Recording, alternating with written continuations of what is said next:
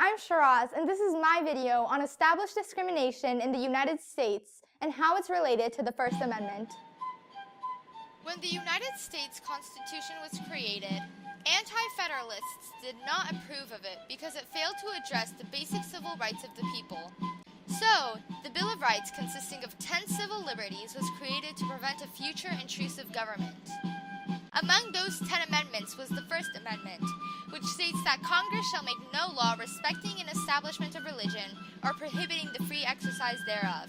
The First Amendment was perhaps the most fundamental and important liberty for the colonists. The protection from government interference into people's religious lives was a major cause for them to leave their homelands and to establish a new government. In the 1620s, the Pilgrims left England on the Mayflower because they were being forced to follow the Church of England.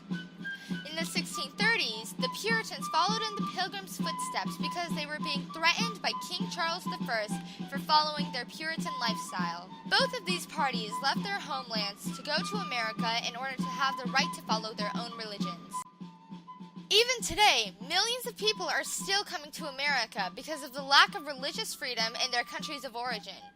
Freedom of religion helps foster America's diversity, making it a place of numerous ethnicities, religions, and making it a place that people feel safe and comfortable living in.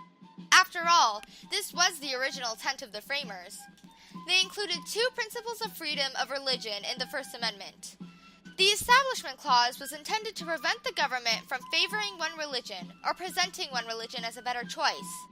Framers were the Free Exercise Clause, guaranteed that every person was allowed to follow what religion they wanted. By creating these two basic liberties, the framers were able to establish the idea that America is a safe country that is welcoming to everyone.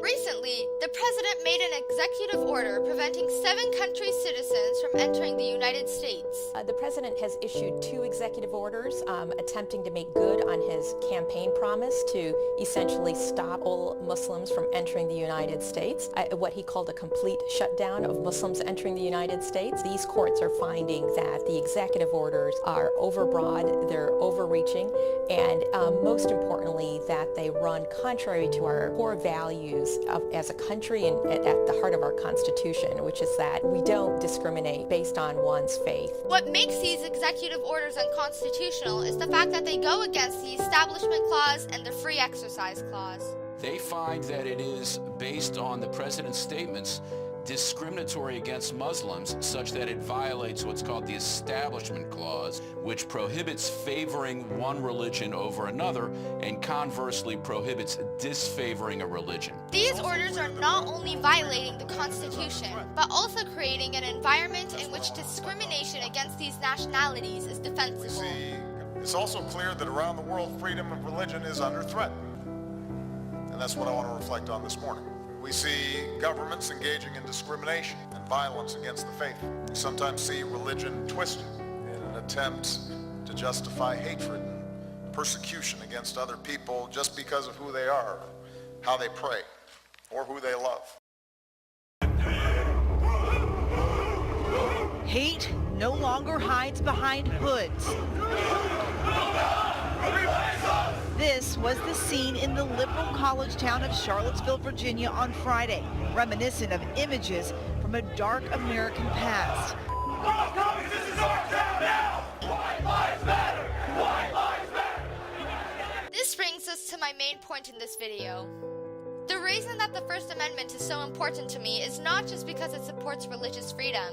It's mostly because the First Amendment is an essential factor against all types of discrimination and injustice. Around the world, people are trying to justify their hatred towards others by covering it up with the differences in faith. Recently, I found a survey that shows 65% of Iranian Americans feel that they are experiencing or have experienced discrimination in the U.S.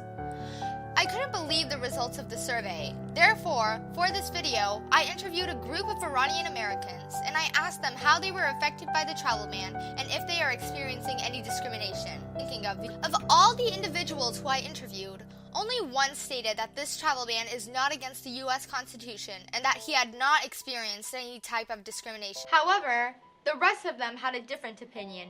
One of the main reasons I came here, immigrated to United States, and became a U.S. citizen was because of the very strong constitutional law and specifically First Amendment. And I remember vividly the very first job interview I had with a law firm, Southern California. The attorney who was interviewing me asked me several questions. Then he asked me, "Where are you from?" I told him that I'm from Iran/Persia. He said, "Huh, what are you doing here?" And it struck me, and I was very disappointed to hear that.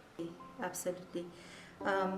Those family members that I hope that I will be seeing and I will have them over, that is pretty much, that hope is gone.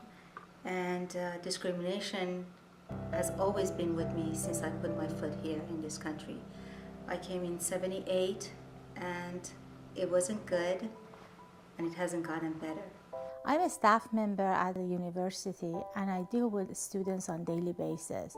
I have seen how this travel ban has affected so many students in various ways. I came here for my PhD 7 years ago. I graduated 4 years ago, and since then I'm working at City of Los Angeles.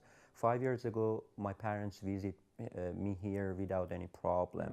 Since travel ban, they cannot come here or apply for the visa, and basically we have been separated from our families. It's going to be like a nightmare that you cannot see your family. So whenever you want or whenever you need them to be here and like support you, it will affect your function, I think. I believe the First Amendment is important to guarantee the separation of the state and religion and to ensure that there's never any established discrimination.